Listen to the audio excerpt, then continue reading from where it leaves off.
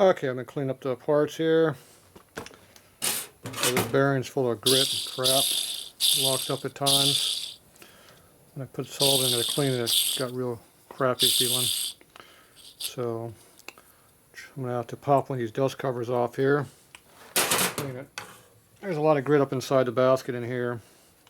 I don't know how much of that was already in there or not in there. So basically, to get this dust shield out, you got to get up underneath it, pull it out. So you can get behind it with a screwdriver. Get it out of there. Preferably without hurting the bearing underneath it. We need to reuse that part. So you just kind of wedge your hole in there and then get under it. Pop it apart. So now you can see how much grit was in there. Not much I really feel, but now that the bearings get in here, I can get in here and clean all the crap out of the bearing. You can see it's got a bunch of gray stuff all through it, like old clutch material and stuff is in there.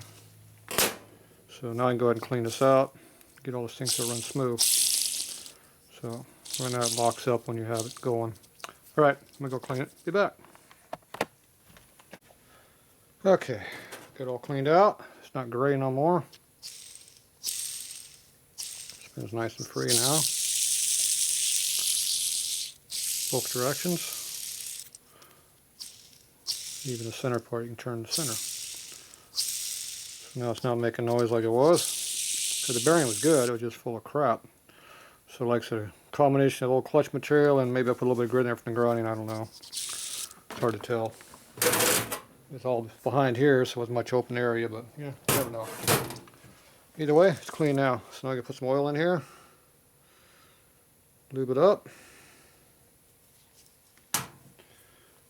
You don't want the bearings to be dry when you put them together. They really squeal really loud when you have a dry bearing on a Sportster. When it does that, just shut the motor off, let it sit for a few seconds, start again. Do that 2 or 3 times in a row and quit making noise. Just gotta get oil in it. If you just let it run like that, it'll stick it. Then you'll be in there working on it some more. Okay, so that's all lubed up. Let's push it back inside the basket there.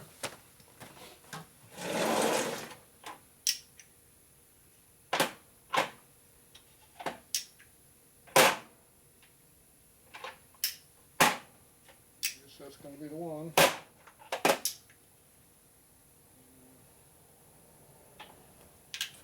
One of these two. Yep, that'll work.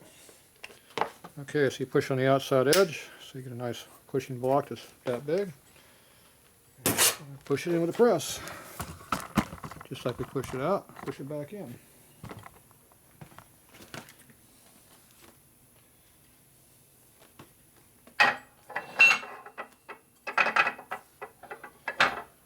Let's see.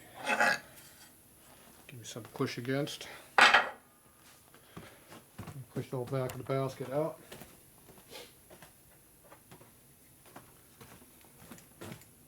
When you warp it's no good either.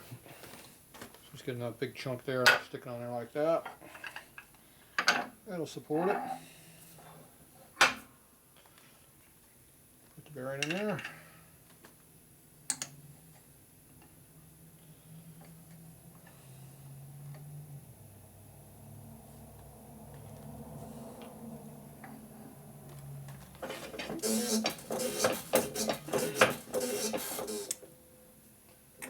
Kind of center itself up a little bit. Push it all the way out.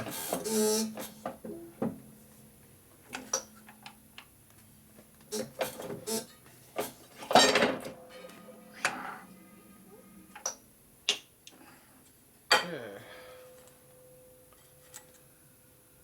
It's nice and free now. Just like we want it to.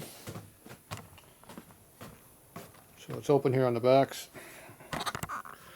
It's open behind this area back in here, but there's not a lot of grit back in that area.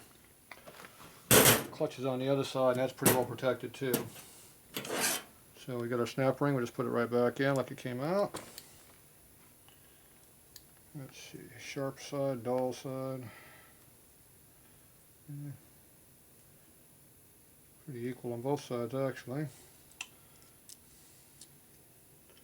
This side's a little sharper, so I'm going to do it this way. I think it's backwards from how it was, but doesn't matter really. There it goes.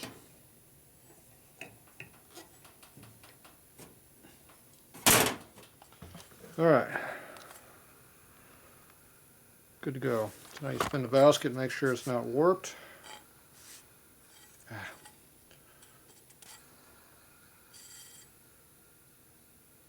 Looks pretty straight. It's good.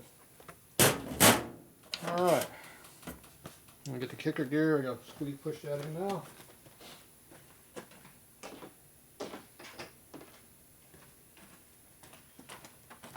So pushing this bushing back in here. Back over here. So that was this one here, I think. Yep.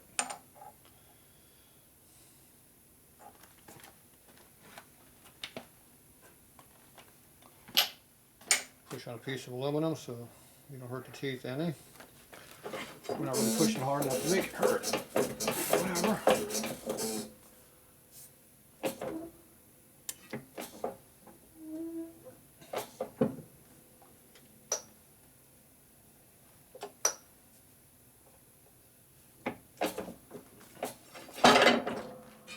Down.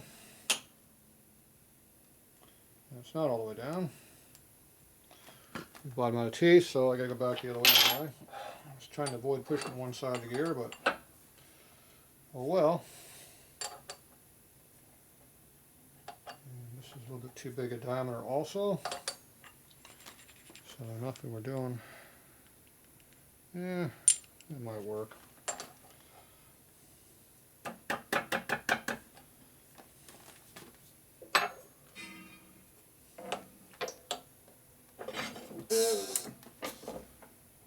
There we go.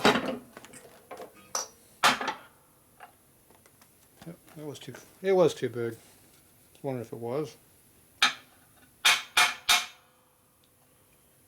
Alright. Good, bottomed out.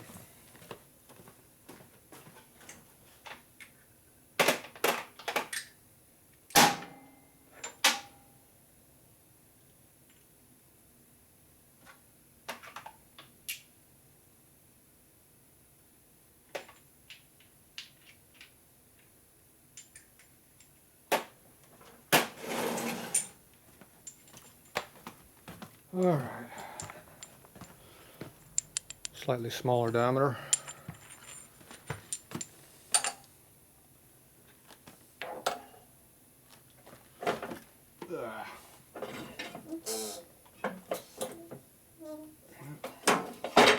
Didn't go any further that I can tell. Doesn't mean it didn't go further, just can't tell. Okay, so the spacer goes right back on. We do not have to rehone, it works fine. No drag.